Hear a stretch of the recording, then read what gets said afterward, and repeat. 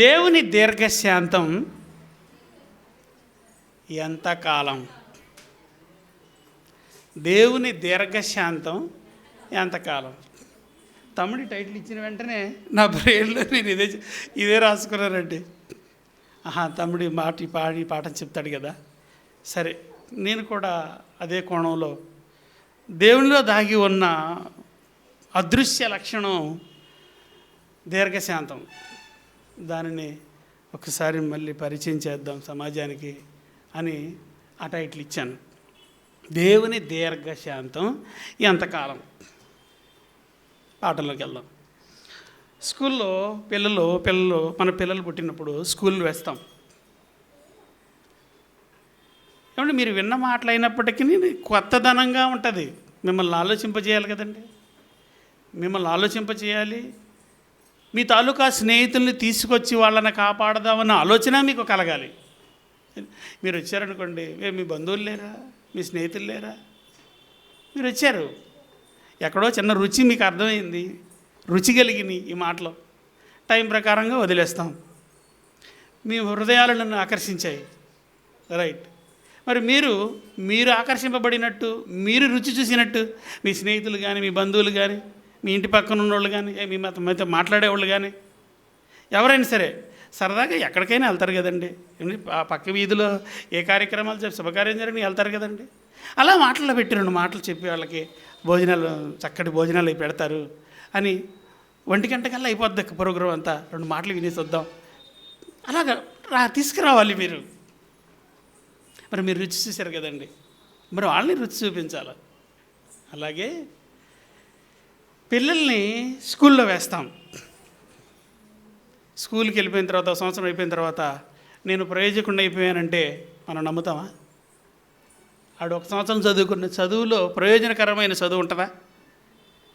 ఉండదు. అమ్మయ్య వీడు ప్రయోజనకరమైన వాడయ్యాడు అంటే సుమారు 15 సంవత్సరాలు చదవాలంటారా లేదంటారా? డిగ్రీ ఇప్పుడు ఎన్ని సంవత్సరాలు మొత్తం ఏనైనా? 15 సంవత్సరాలు డిగ్రీ అయిపోయింది అనుకోండి. అంటే కొన్ని విషయాలలో ప్రయోజనకరమైన వాడిగా మారతాడు. ప్రయోజనకరమైన వ్యక్తిగా, ప్రయోజనకరమైన వానిగా మారాడు అంటే ఎన్ని సంవత్సరాలు దీర్ఘశాంతం వహించాడు? 15 సంవత్సరాలు దీర్ఘశాంతముతో ఆ స్కూల్లో చదువుకున్నాడు. ఏమండి మధ్యలో ఎగ్గొట్టేశాడు అనుకోండి, ఒక 5 సంవత్సరాలు 6 సంవత్సరాలు వెళ్ళి హై స్కూల్ 7వ తరగతి 8వ తరగతిలో ఎగ్గొట్టేశాడు అనుకోండి, డిగ్రీ వరకు దీర్ఘశాంతం వహించినట్టేటి ఏమంటాం? అప్పుడు వాడిని ఏమంటాం? మరి 15 సంవత్సరాల వరకు నువ్వు చదువుకోలేకపోయావు, ఒక డిగ్రీ వరకు చదువుకోమన్నావు, డిగ్రీ వరకు చదువుకోలేకపోతే మరి నీకు దీర్ఘశాంతం లేదేట్రా నీకు అని అంటాం. అంటే లోకంలో ఎవరైనా ప్రయోజకులు కావాలి అంటే, చదువులో ప్రయోజకుడిగా మారాలి అంటే ముందు దీర్ఘశాంతం ఉండాలి. ఉన్నవారు ప్రయోజకులుగా మారుతారు, లేని వాళ్ళం మీకు తెలుసు. అలాగే ఒక యజమాని వద్ద నమ్మకమైన సేవకురాలు, నమ్మకమైన సేవకుడు అని మనం వాళ్ళ దగ్గర మెప్పు పొందాలి అంటే వెళ్ళిన రోజే చెప్తారా? ఆ నెలకే చెప్తారా? స్వార్థం కలిగిన వారు నీ చేత పని ఎక్కువ చేయించుకోవాలనుకున్నారనుకోండి, పని ఎక్కువగా చేయించుకోవాలనుకునే పొగడ్త కలిగిన వారు నమ్మకమైనవాడు, మంచివాళ్ళు, మంచి వ్యక్తి చెప్పుకొస్తారు. నిజముగా యథార్థవంతుడు అనుకోండి, నిజమైన యథార్థవంతుడు అనుకోండి, కొంతకాలము పరీక్షిస్తాడు. అన్ని విషయాలలో కొంతకాలం పరీక్షిస్తాడు.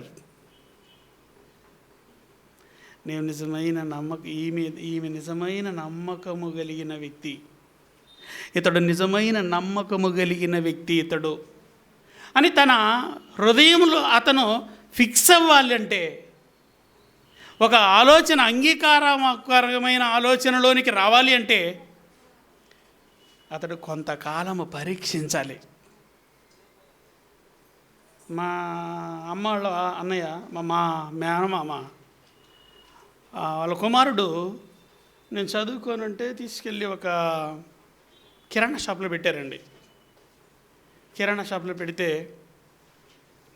బాబు నా కొడుకు మంచివాడండి మరి అని అంటే, అమ్మా సరేలేమ్మా మొత్తానికి జాయిన్ చేసుకున్నారు. జాయిన్ చేసుకున్న తర్వాత అతన్ని కనిపెడుతున్నాడు ఆ ఓనరు. నేను ఉన్నారేటి అక్కడ, మరి నాకెలా తెలుసు, విన్నది చెప్తున్నారు మీకు. అప్పుడు మా బావని, అంటే నా మీద ఒక 6 నెలలు పెద్ద బావే కదా, మరి కనిపెడుతున్నాడు ఆ షాపు యజమాని. అన్నీ కనిపెడుతున్నాడు. కనిపెట్టడం అంటే ఏంటి?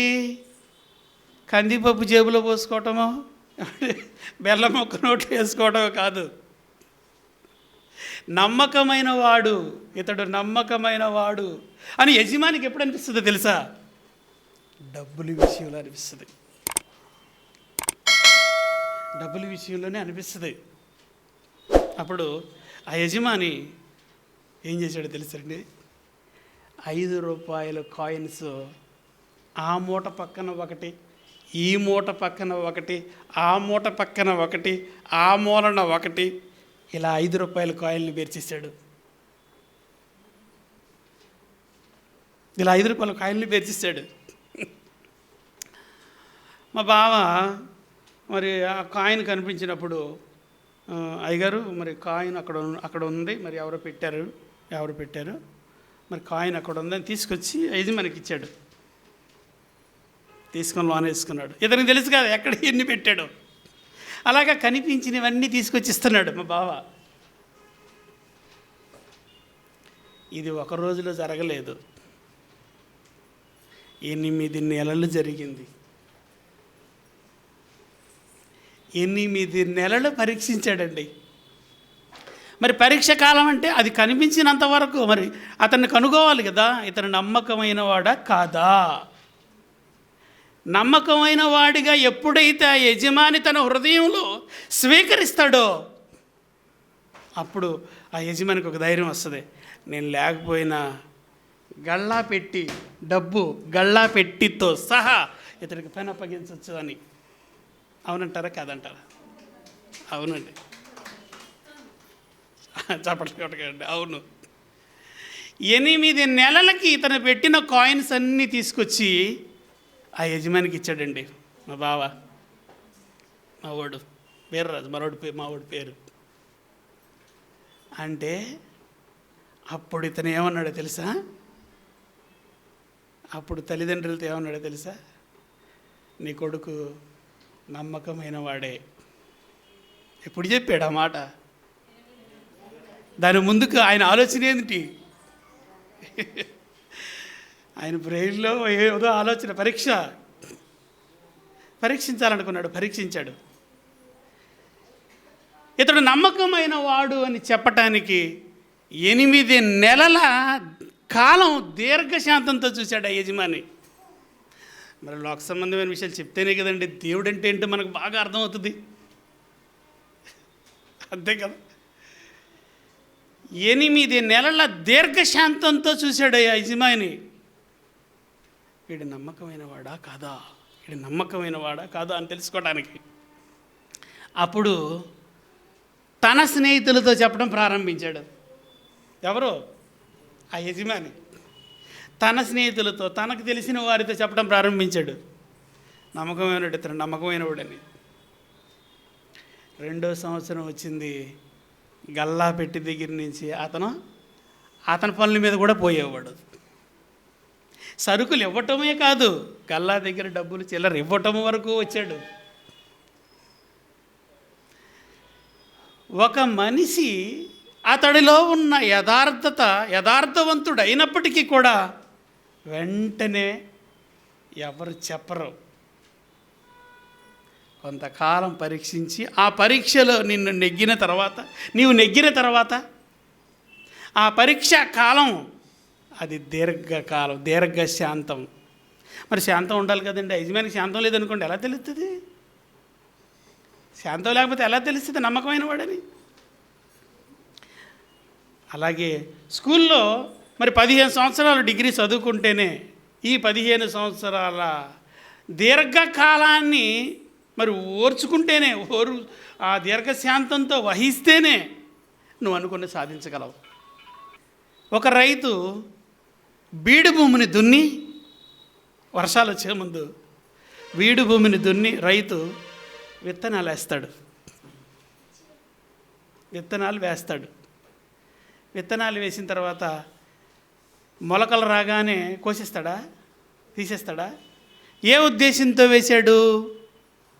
పంట కావాలని వేశాడు.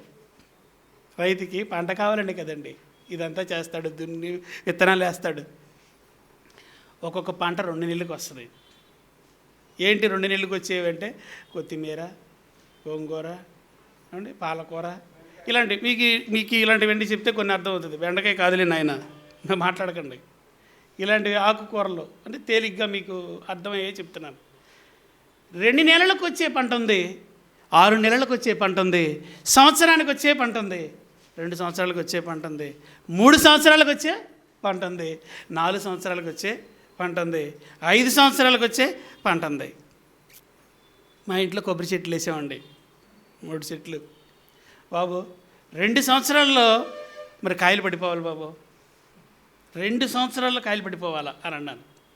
కనీసం అతనిలో బుర్రలో ఉన్న కొద్దిగా నిజమైన నాకు చెప్తాడేమోనండి, పరిపూర్ణంగా ఎవరు చెప్పలేండి, కొద్దిగా చెప్తాడేమోనండి. 2 సంవత్సరాల్లో నా కాయలు పడిపోవాలని అన్నాను. అతను ఏమండి 4 సంవత్సరాల్లో కాయలు వచ్చేస్తాయండి అన్నాడు. అంటే నిజమే చెప్తున్నారా మీరు, నిజమే చెప్తున్నారా అని అడిగాను. నిజమే చెప్తున్నానండి, 4 సంవత్సరాలు కాయలు వచ్చేస్తాయండి అన్నాడు. తీసుకొచ్చి నాటానండి, 7 సంవత్సరాలు కాయలు వచ్చాయి. అర్థమవుతుందా? అంటే పంట పండే ఒక కాలం ఉంది, పంట ఇచ్చే ఒక కాలం ఉంది. ఆ కాలము వరకు దీర్ఘశాంతముతో రైతు ఎదురు చూస్తాడు. 10 సంవత్సరాలకు వచ్చే పంట ఉంది అండి, 10 సంవత్సరాలకు వచ్చే పంట ఏంటి అనుకుంటున్నారా? ఈక్లీస్ తోటలు ఉన్నాయా? బిల్డింగ్లకి పోటీలు పెడతారు కదా, సర్వేకర్లు పోటీలు పెడతారు కదా, బిల్డింగ్లకి సర్వేకర్లు పోటీలు పెడతారు కదా, సర్వుడి కర్రలు, రైట్, పోస్టులు అంటారు. అంటే 10 సంవత్సరాలు అయితే కనుక బాగా ఎదగదు, ఒక 6 సంవత్సరాలు కూడా ఎదుగుతుంది. కానీ ఒక సేవగలిగి బాగా ఎదగాలంటే 10 సంవత్సరాలు పెట్టి, మొన్నట్లాగా వర్షాలు లేని కాలాలనుకోండి మరి ఇంకా కష్టం. 10 సంవత్సరాలకి వచ్చే పంట ఉంది, టేక్ సెట్లు. ఇదేంటి మేము తెరం కదా అనుకుంటున్నారా? దాన్ని అనుభవిస్తున్నావు కదా నువ్వు, కిటికీగా, దర్వాజ బందగా, టేబుల్గా నీకు అనుకూలకమైన తయారు చేసుకుంటున్నావు కదా, మరి అది పండే కదా రైతుకి. ఇలాగా రైతు పొలాన్ని దున్ని వేసే విత్తనాను ఆ ఫలం వచ్చినంత వరకు దీర్ఘశాంతముతో ఎదురు చూస్తాడా, చూడడా? ఏమండి, చూస్తాడు. దీర్ఘశాంతం అవసరమా? దీర్ఘశాంతం అవసరమే. అందుకే ఎదురు చూస్తాడు, దీర్ఘశాంతంతో ఎదురు చూస్తాడు. అంటే ఈ లోకంలో 1,000,000 విద్యలలో ఒక్కొక్కళ్ళు ఒక్కొక్క విద్యను చేతబట్టిన వారు ఆ విద్యలో ప్రావీణ్యత సంపాదించాలి అంటే దీర్ఘశాంతం అవసరం, ఓర్పు అవసరం. అన్నీ అక్కడికి సంబంధించినవి పదాలు ఇవన్నీ. నువ్వు దీర్ఘశాంతంతో ఓర్చుకుంటేనే కదా దేవుడి మనసులో ఒక ఉద్దేశం ఉంది, ఆ ఉద్దేశాన్ని నీ పట్ల నెరవేర్చుకోవాలనే ఆలోచన ఆయనకి ఎప్పుడు కలుగుతుంది? నిన్ను దీర్ఘకాలంలో నిన్ను ఆయన కనిపెట్టాలి. అన్ని విషయాలలో నీలో నెమ్మది కనపడాలి, అన్ని విషయాలలో తగ్గింపు కనపడాలి, అన్ని విషయాలలో క్రీస్తు లాంటి దాసుని స్వరూపం, క్యారెక్టర్ కనిపించాలి. అప్పుడు కదా ఆయన నిర్ణయం తీసుకుంటాడు నీ పక్షాన, నా పక్షాన, మన పక్షాన. ఒక యజమాని తన బుర్రలో ఉన్న ఆలోచన బయట పెట్టడానికే అక్కడొక్క ఆయన పెట్టాడు. 8 నెలల కాలాన్ని ఎదురు చూశాడు దీర్ఘశాంతంతో. అంటే ఈ లోకంలో ఏదైనా సాధించాలి అంటే దీర్ఘశాంతం అవసరం అంటారా, కాదంటారా? అవసరమేనండి. ఇంతకీ ఇది ఎక్కడిది? ఎక్కడి నుండి ఈ మనుషుల ఆలోచనలోకి వచ్చింది? ఒక్క రిఫరెన్స్ చదువుతాను, ముగించేస్తాను. రోమాపత్రిక 1వ అధ్యాయము, రోమాపత్రిక మొదటి అధ్యాయము 20వ వచనం. ఆయన అదృశ్య లక్షణములు. అదృశ్య లక్షణం కనిపిస్తుందా? ఏమండి, రైతుకి పంట రోజు కాలం కనిపిస్తుందా? కనిపించదా? ఆ టైం వచ్చినప్పుడు ఈ గింజ పట్టుకొని గింజలు పడినప్పుడు, దానికి కంకు వచ్చినప్పుడు దానిని గిల్లుతాడు. నా కళ్ళతో చూశాను కదండి నేను. దాని ముందు గిల్లుతాడు. ఇది ముదిరిందా లేదా, తినటానికి సమపాళల్లో ఉందా లేదా, ఇవన్నీ చూస్తాడు. రెడీ అయింది అన్నప్పుడు అమ్మయ్యా పంట కాలం దీర్ఘకాలం అయ్యిందని అర్థమవుతుందా? దేవుని అదృశ్య లక్షణములు అనగా దేవుడికి ఏ లక్షణాలు ఉన్నాయి? అదృశ్య లక్షణాలు ఉన్నాయి. ఎప్పుడు విన్నదేనండి మనం, ఎప్పుడు విన్నవే కదండి. అందుకే బైబిల్ బాగా చదవండి. ఏమండి, బైబిల్ బాగా సమయం దొరికింది అనుకోండి, బైబిల్ చదవండి. అప్పుడు ఆయన మాట నీ నోట ఆయన పలికిస్తాడు. ఆయన మాట నీ నోట ఆయన పలికించాలి అంటే ఆయన మాట నువ్వు చదవాలి. అర్థమవుతుందండి? దేవుని దృశ్య లక్షణములు. అందుకే రైతు పంట దగ్గరకు వచ్చాను. పంట ఆ టైం, ఆ కాలం తెలీదు. అది వచ్చినప్పుడే నువ్వు కోస్తావు. రైతు వచ్చినప్పుడే కోస్తాడు. వచ్చినప్పుడు కోస్తాడు. అంతవరకు దీర్ఘకాలం వహించాల్సిందే లక్షణం. దేవుళ్ళు ఏముంది? అదృశ్య లక్షణాలు. ఈ అదృశ్య లక్షణాలలో ఒకటి దీర్ఘశాంతం. ఈ అదృశ్య లక్షణాలలో ఒకటి దీర్ఘశాంతం. దేవుడు అదృశ్యుడా దృశ్యుడా? అదృశ్యుడు. అదృశ్యునిలో ఉన్న లక్షణాలు ఏంటంటే, మళ్ళీ సెమినార్లో చెప్తాను, ప్రార్థన చేసుకుందాం. మహోన్నతుడైన మా కన్న తండ్రి దేవా, మీరు రాయించిన మాటలు మధురమైనవి తండ్రి. వాటినే ధ్యానించమన్నారు, వాటి గురించే ఆలోచించమన్నారు, వాటినే చదవమన్నారు, వాటి కోసమే బ్రతకమన్నారు. మీ మాట వలన కలిగిన ప్రకృతిలో ఉన్న వాటి కోసం ప్రయాసపడుతూ నిన్ను విడిచిపెట్టి పోతున్నాయి ఎందరో తండ్రి. వారిని ఆలోచింపచేసి నీ వైపుకు మళ్లించగలిగే ఆలోచనాత్మకమైన జ్ఞానం మాకు ప్రసాదించండి. మీరు మహిమపరచబడండి. మరణము తరువాత మరణమే లేని ఆత్మ యుగయుగాలు బ్రతికుండే ఆ కాలంలో, మీరిచ్చిన ఈ చిన్న జీవిత ఆయుష్కాలంలో నీ పట్ల తమ ప్రేమను దీర్ఘకాలము చాటుకోగలిగే భక్తులుగా మిమ్మల్ని మార్చండి. మహిమ ఘనత ప్రభావాలు మీరే పొందుకోండి. మా పట్ల మీరు అనుకున్న సత్క్రియలు జరిగించండి. నాయన, మిమ్మల్ని తెలుసుకున్న మేము భక్తిహీనులమై మరీ కఠినమైన శిక్షలోనికి మేము జారిపోకుండా, అవసరమైతే ఎలాంటి రోగాన్నైనా తండ్రి మాకు పెట్టైనా ముళ్ళు గుచ్చైనా నీ సత్య మార్గంలో మమ్మల్ని నడిపించండి. మరణించిన తర్వాత నీ సన్నిధికి మమ్మల్ని ఆహ్వానించండి.